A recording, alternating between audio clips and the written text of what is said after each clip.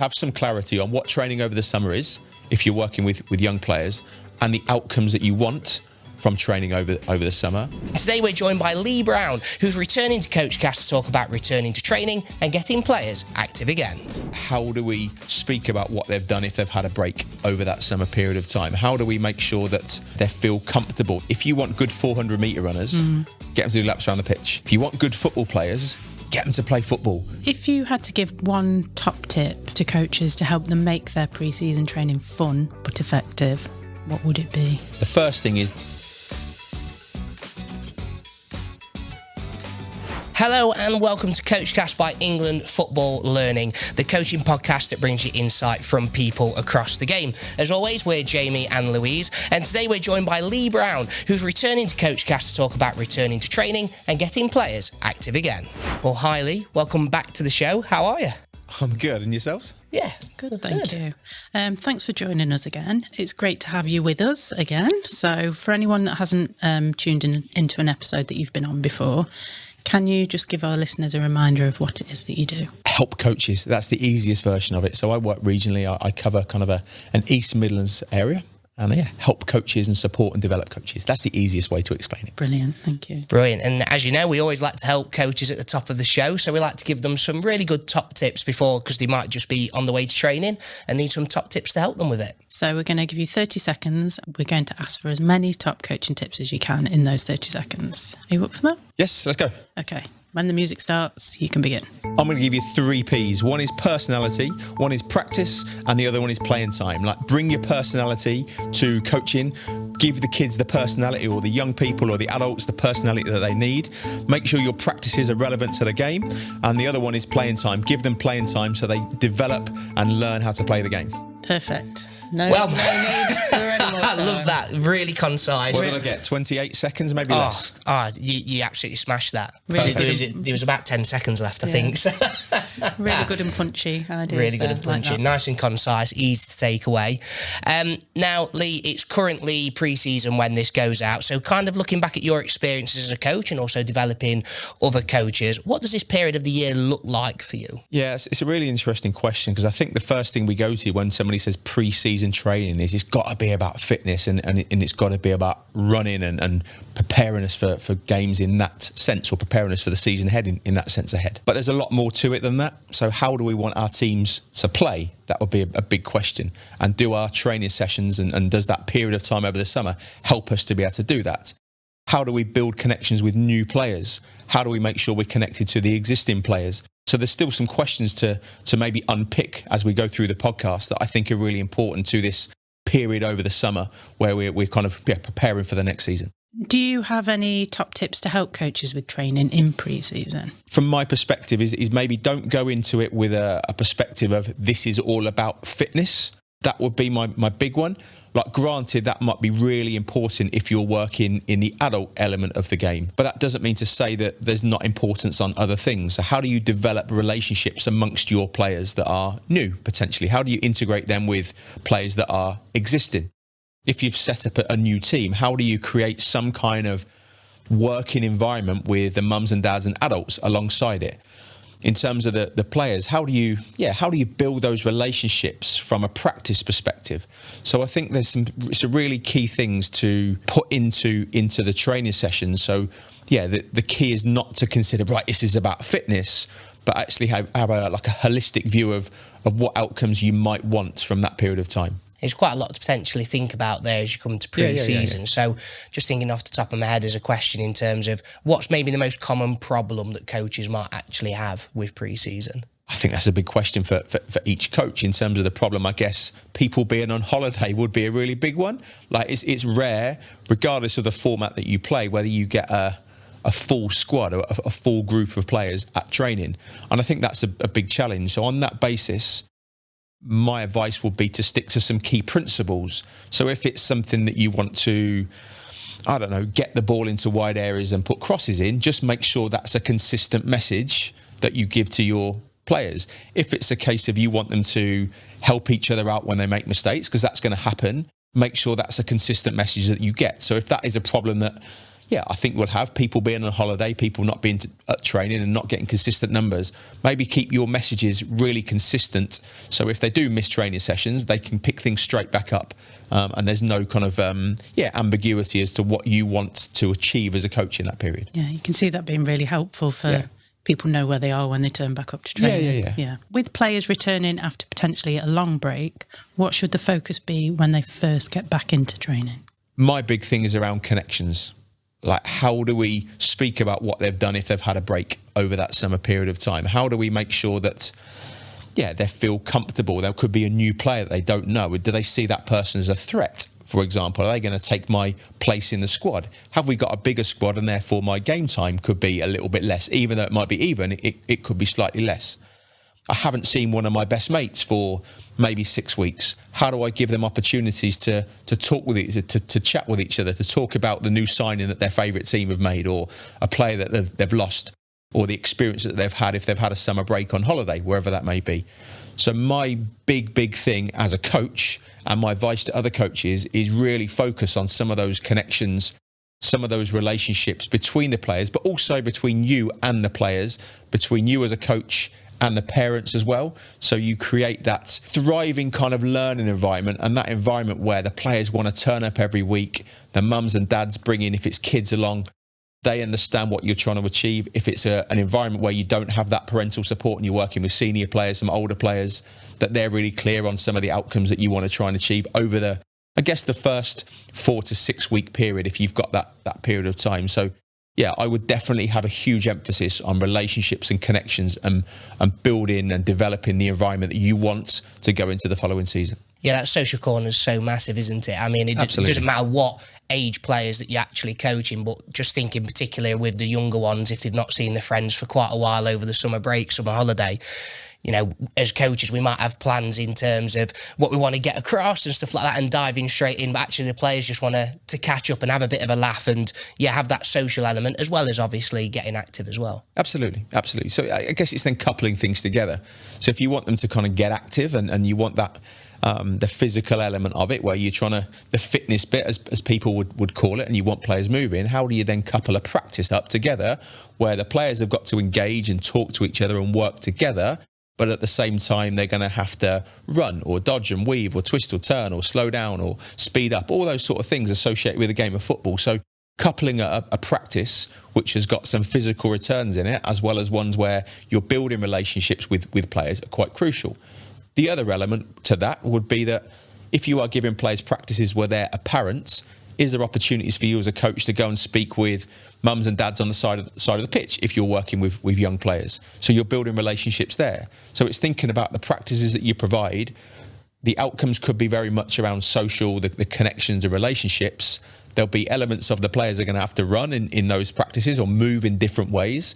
And if you give them autonomy to take part in the practice, there might be opportunities to speak with mums and dads, people on the sides of the pitch. It may be that there's players that are injured or can't train or are late for training, don't train.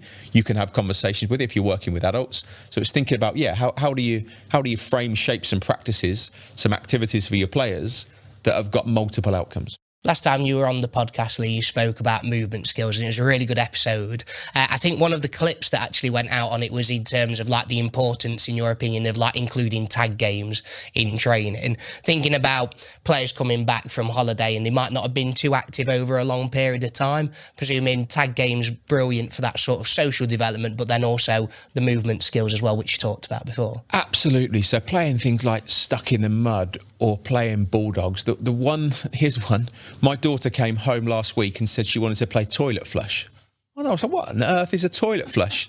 It's basically a game of tag where you stick your arm out and somebody pushes your arm down to flush the toilet and you can go and play again. Stuck in the Mud in my world.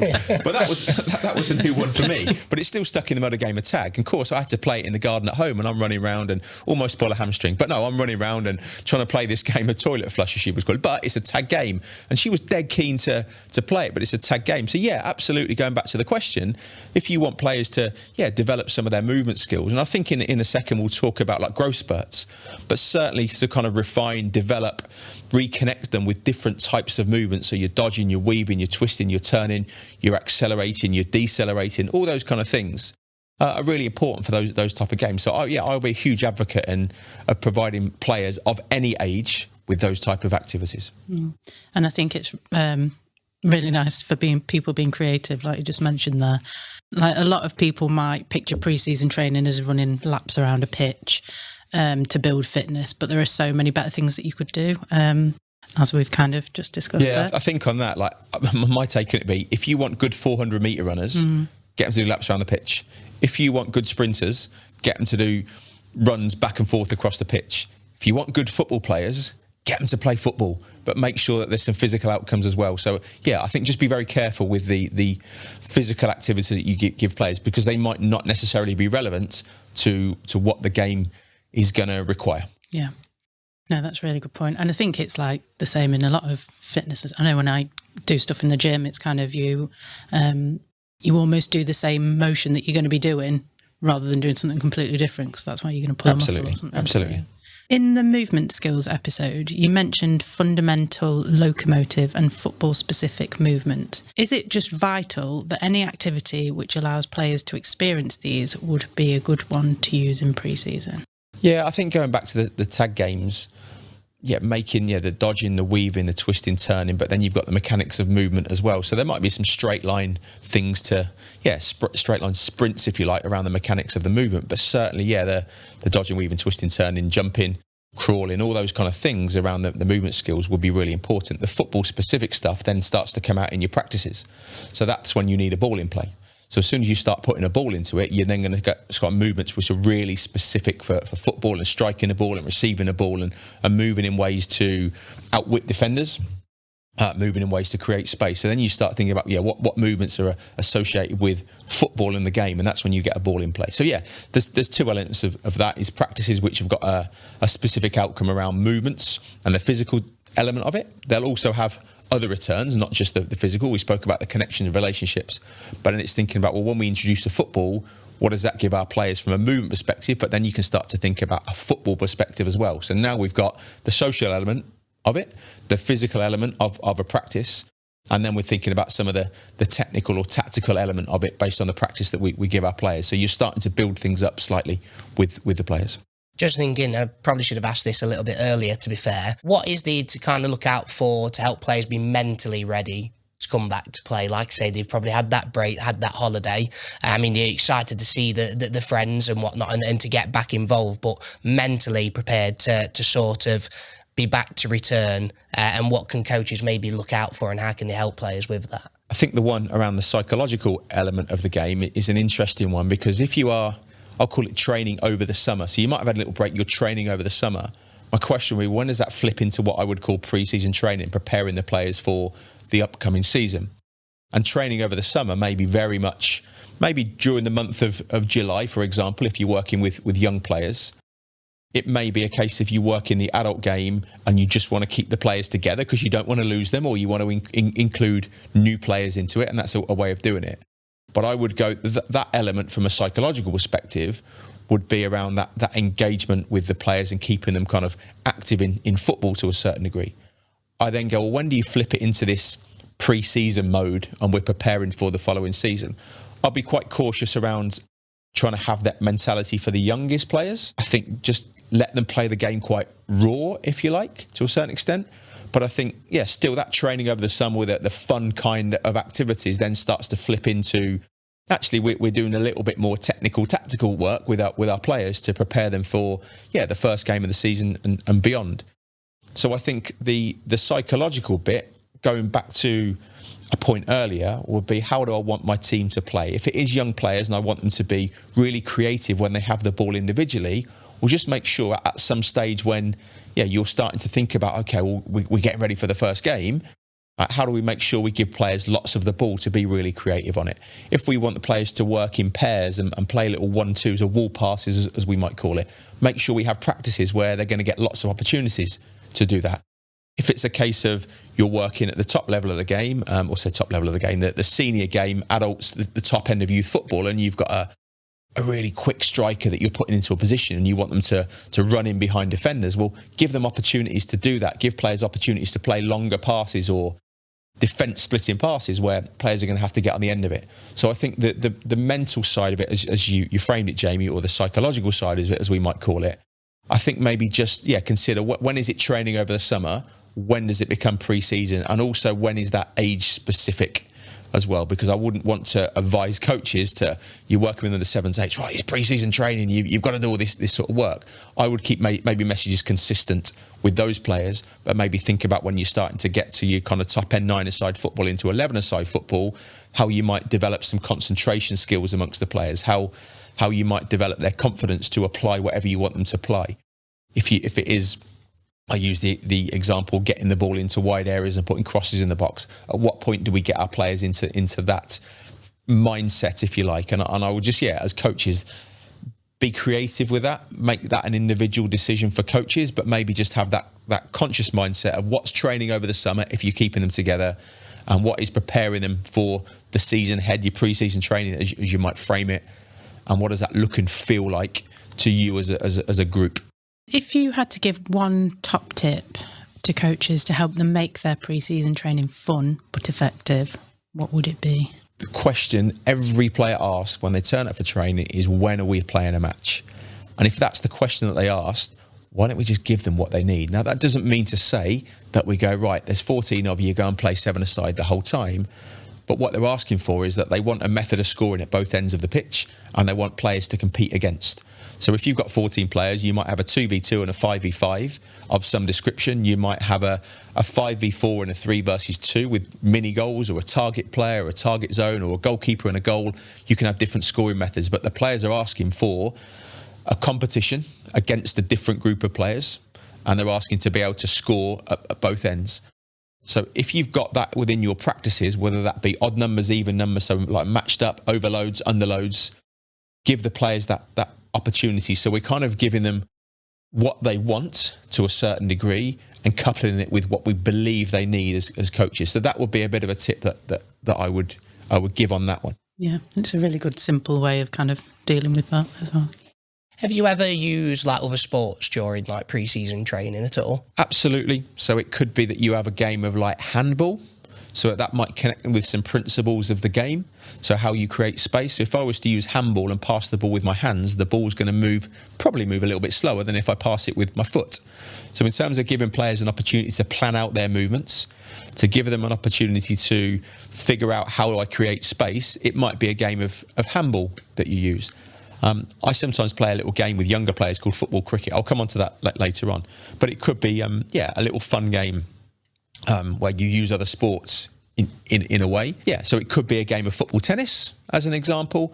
During the summer, really hot, you don't want the players running around loads, you're engaging them in something, a little bit of a competition as a way of scoring at both ends. Wimbledon might be on the television, they might be quite into their tennis.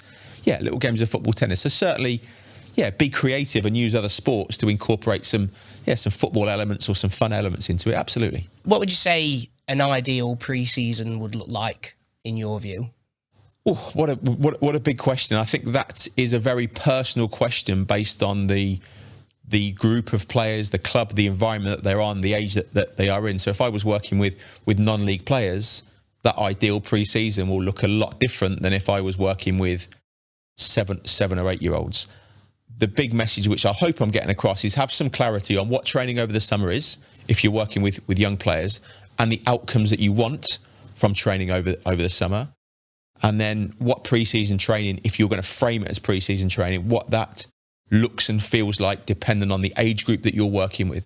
So I would encourage coaches, when it talks about the physical element of the game, go and do some research on the game, like how many sprints do players make during matches? If you're a midfield player, how many sprints? How often are those sprints? What's the distance of those sprints? Because that might give you some clues into some of the practices that you provide your players. So that's a very personal question. I would encourage coaches to have a really personal answer to that around the outcomes that they want to achieve on different moments of that, and also go and do some research. And if it is the physical element of the game, what are the requirements, certainly from an adult perspective, the top end under 18s, what are the requirements physically, and how do my practices look based on that research that you might do? So for me to start saying this is the ideal training session would be unfair on somebody listening to the podcast. So I think I would be really encouraging of people making their own decisions, but making those decisions really informed to get some real clarity on the outcomes that they want. No, like that. Like I say, it's just it is. Yeah, it's an unfair question to ask in terms of that, but it is in terms of like thinking about who you actually coaching and what's the purpose and whatnot, and the really key messages to take away, rather than it being sort of like an approach that everybody takes across all ages, of course. Absolutely, but there are some real key similarities. So there's going to be new players. So most teams, I would suggest, have got new players. So the consideration is, how do we integrate new players? How do we reconnect players? We've spoken about that already. So that will be something that is fundamental to every group. How do we create an environment that we want to create? Is it a case if it's a winning environment, because that's the environment that we're in? Is it a participation-based environment? Is it development environment? Like, what is the environment we want to create? So that's something which, building connections, building relationships, everybody is going to have to do. Being really clear on the environment that you want to create is something that you're going to have to do.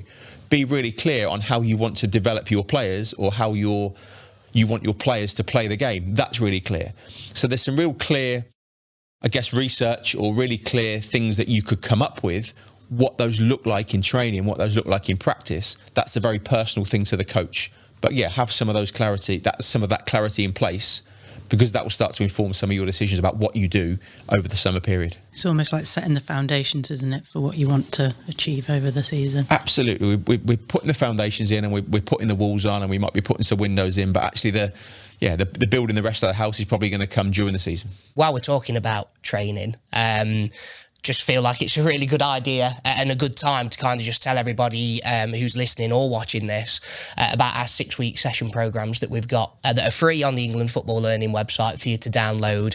PDFs, graphics, videos there, just so that if you haven't got any ideas in terms of what you want to do in training, these free resources on our website for you to take away, and for over a block of 6 weeks you'll be able to work on different themes that'll be enjoyable, that have that sort of environment there for you, but then also getting those returns as well. And I'm reliably told that there is a webinar that's going to, if you want to learn more about these programs and how you can create one yourself, there is a webinar in August which will be able to help you with that. So keep an eye on our socials and our website to see how you can sign up for that. Just quickly on that, what would be your main piece of advice for coaches looking to create their own 6-week session plans if they didn't want to use the ones that we've made? My big bit of advice will be on the design of your practices, link into this training over the summer. So when we talk about training over the summer, and we talk about all the things that we spoke about, the physical element of it, the social element of it, the technical element, the number of players that you have available, the space that you provide players, and the time in which they play each practice has an impact upon intensity. So if I was to do a really tight area with 10 players, let's call it a 10 by 10 area, playing a game of tag with 10 players, that's a really tight area. So the movement that I get in those is going to be different than if I have 10 players in a 20 by 20 area. So I need to recognise I'm going to get different types of movements. Same if I have a 30 by 30 area, we might have more sprints, for example, in playing tag, but you might also get more rest periods in that time. So certainly that around the 6-week program, consider the number of players that you are going to have, the space that you use in any given practice, and then how long that's applied for. So if I was to have 10 players in a 10 by 10 for 3 minutes, again, that's going to have a different intensity than I have 10 players in a 10 by 10 for 30 seconds. They might actually work a lot harder for those 30 seconds. So I might work into little blocks. So the 3 things: think about the number of players that you have, the size of the area that you are going to put those players into, and the duration that they are going to play for, because those 3 things will have an impact on the intensity in which they play practices. So over a 6-week period, you could really vary those things to benefit the players, not necessarily from just a physical perspective, but also from a technical or tactical perspective in terms of how they play the game. If coaches are working with younger players, they may find that over the course of the summer they've grown, and this is something that we highlight. Well, you brought up in one of your earlier answers about growth spurts. So they could find that maybe they've grown over the summer when they've returned, and that could take them maybe a little bit of time to adapt to. So do you have any advice to help players and coaches manage this change? Absolutely. The first thing is, don't worry when they turn up for training because you've you've had like 6 weeks off or a couple of months off or whatever, and they look like an inch taller, and you're thinking, has somebody put some like weed and feed, like fertilizer on you for the grass? Like what's happened there? Like, don't be concerned with that, because those sort of things happen. The big bit of advice will be to recognise that, because that could have an effect on somebody's confidence. So if I was one of the better players, for the want of a better phrase, in the team, and I was great at some of the movement skills to receive the ball, and all of a sudden I've had a growth spurt, that could have an impact upon my coordination, and therefore I might not be able to control the ball as well.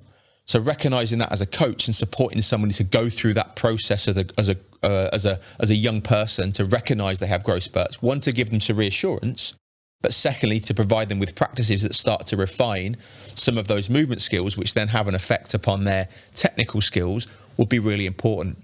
The other element to recognise in that is that they might have a social standing within their group in some way, shape or form as one of the better players, again, for the want of a better phrase, but they can't control the ball as well. And all the rest of the players are going, what's happened to he or she over the summer? What's happened there?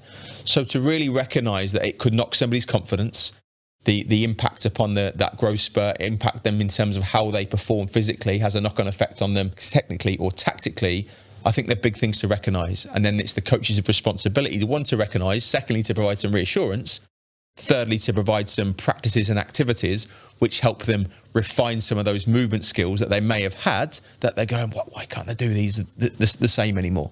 So that's on the coach to support them through that process. Do you have any examples of type of things that you could say to kind of reassure them, or would you kind of go to the parents, or how would you handle that kind of thing? First thing is for coaches to go and do some research on growth spurts. Every single player, most players are going to go through some kind of growth spurt and change at some point. So again, and I've mentioned this before, that should be the coach's responsibility to find out about this, because it will happen to you as a coach. So find out about that. The second one is just have open, honest conversations with players. They go, look, there's a thing called a growth spurt. They might not know about it. And it might be like kind of in adolescence, those kind of early teenage years, that it might be going through it. Girls tend to go through those growth spurts slightly earlier than boys. So that's a consideration. And go through kind of puberty, maturation slightly earlier sometimes. But that's not an exact science. So consider those kind of things. But yeah, certainly as a coach, just find out about it. Find out, what's this thing called a growth spurt? Why does it happen? But just have open conversations with some of the young players, if you're working with them, to go, look, there's this thing called a growth spurt. Everyone's going to have one. I think you're going through one at the moment. So don't worry about it. Things will change. We're going to help you through it. It then might be some quiet conversations with mum and dad, because mum and dad might not be aware of what's going on. So again, it's speaking to parents, just have an open conversation. Say, look, there's this thing called a growth spurt. Are you aware of it? I feel as though your daughter or your son is maybe going through this. These are some of the potential effects of that could have an impact on them. Just want you to be aware of that, so you can support them through it if you feel as though that's happening. Of course, it's down to mum or dad what they think and what they feel, but certainly as a coach, just have some open conversations which show you care. So it goes back to the environment again, that actually you want to show the players and the mums and dads that you are there because you care about the young people that you're working with, if you're working with kids. So yeah, I think having those open and honest conversations based on developing some knowledge of them will be quite crucial. Yeah, and I think that's a really important tip, like just that awareness, having that open conversation that it's absolutely fine, and being patient as well in the actual sessions themselves. So if it takes a little bit of a while to maybe get in the stride, controlling the ball, whatever it may be, movement skills, whatever it may be, just having that patience and that understanding. I think that's a key word, Jamie, like patience. I think if you understand this thing around growth spurts and maturation and young people are going to change, patience is a huge word, because if I look at it could be a top tip, I don't know, but there's a 100% guarantee when you get to a training session that the players are not going to do what you want them to do 100% of the time. And that might be to do with this kind of growth spurt element of it. It could be to do something else, but having patience to recognise that young people are going to be up and down in terms of their development, whether that's social, emotional, physical development, whatever it might be, they're going to have different days. And I think the word patience is really crucial. Before we kind of jump on to the next part, the next part, we've got a few more questions. I think it's if anybody wants to kind of look into like growth and maturation, we do actually have an episode on it that we did with Paul Holder. I believe it was last season. Do go and check that out. That's got quite a good review on that. Quite a few people have watched that. Yeah, go and have that as your starting point if you want to learn a little bit more. Another change that coaches and players may face when returning for a new season is that they'll be playing a larger format on match days. What do coaches need to consider here? Is there stuff that they need to think about? Absolutely. Over the summer, if you get an opportunity to train on grass and bigger spaces, use the space available. So if I've gone from 5-a-side on a 30x50 pitch, and I'm now going to 7-a-side on a 60x40 pitch, clearly, as you've articulated, there's going to be a different size. Make sure you give your players opportunities to operate in the spaces that they are going to operate on a match day. Likewise, if it is a 60x40 pitch at 7v7 and you're going to 9v9, it's now an 80x50 pitch, plus you've got 2 extra players on the pitch. Give your players an opportunity to play in bigger spaces. That doesn't mean to say we have pre-season friendlies all the time, but if you do get an opportunity to train on the grass over the summer, absolutely utilise the space that you've got available to help your players figure out how to use the space that they're going to have in training. Because the big thing will be, and we recognise that coaches have smaller areas. It could be you've got a 5-a-side pitch. It could be you've got a quarter of a 3G pitch, or it may be you've got a third of a pitch. Some people are lucky to have a half in training over the winter. So in the summer, I would be a huge advocate of making sure that you give the players some of the spaces in training that they're going to have to use when it comes to match day. So maximise the space that you have available to support the players and their appreciation and application in different spaces. How much of a change is it when you actually go up to a larger format? Like, how big of a change is it for players and coaches? I think for the players, they sometimes relish it because they're like, oh, it's closer to 11-a-side, especially you've gone the mini soccer. My experience of speaking with coaches, and you might be listening, this might apply to you, it might not, we don't, but we'll be, we're doing offsides if it goes to 9-a-side. And you ask the kids, what's offside? They'll tend to tell you. So I would be, don't worry about things like that in terms of a change. Just make sure that you get them to apply what offside is in training, and they'll get it wrong because they're young people.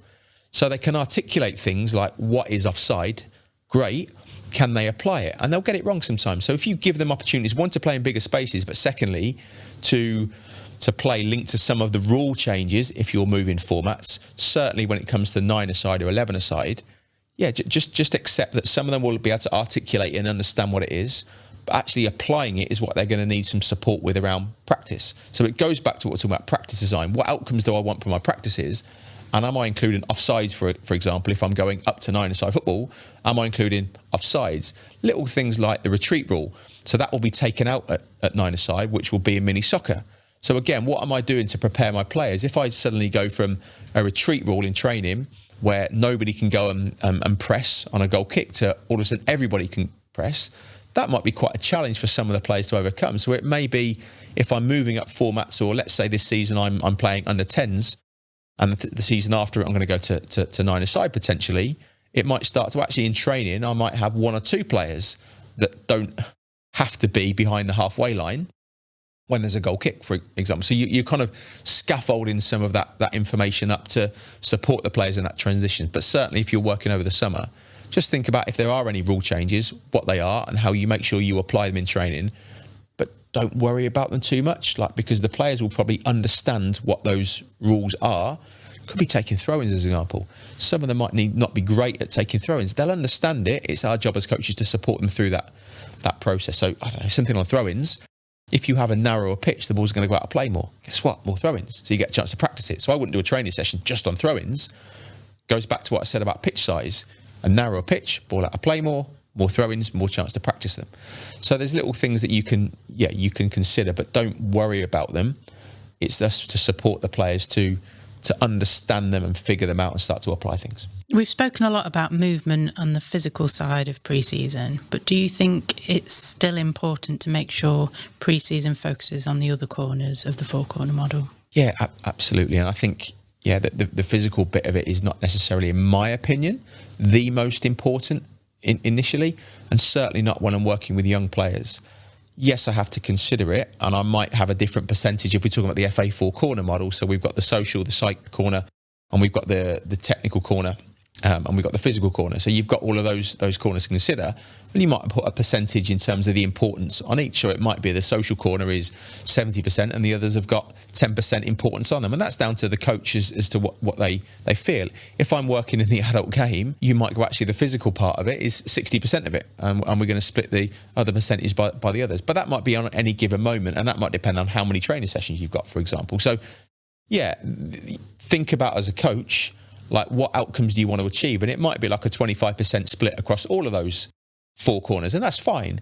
But it's really key for the coach to consider, like, what do I want to get from training, and what do my practices and sessions do to get me those outcomes in those 4 corners? So yeah, that absolutely has to be an important on all 4 of those corners.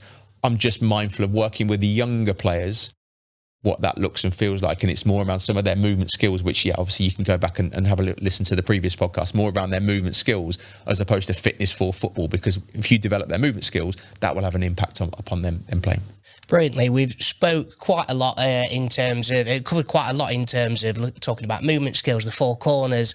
We've talking about the 6-week session programs, growth and maturation. We've fit quite a lot into this podcast. So looking back at everything that we have discussed, what would your main top tips be for coaches to take away from this episode? Yeah, I think I'm going to go back to the top tips that I gave in, what did you say? It was 21 seconds as opposed to 30 at the start. Yeah, I think that personality is key. So bring your personality to coaching, but consider, like, who do your players need you to be at any given moment?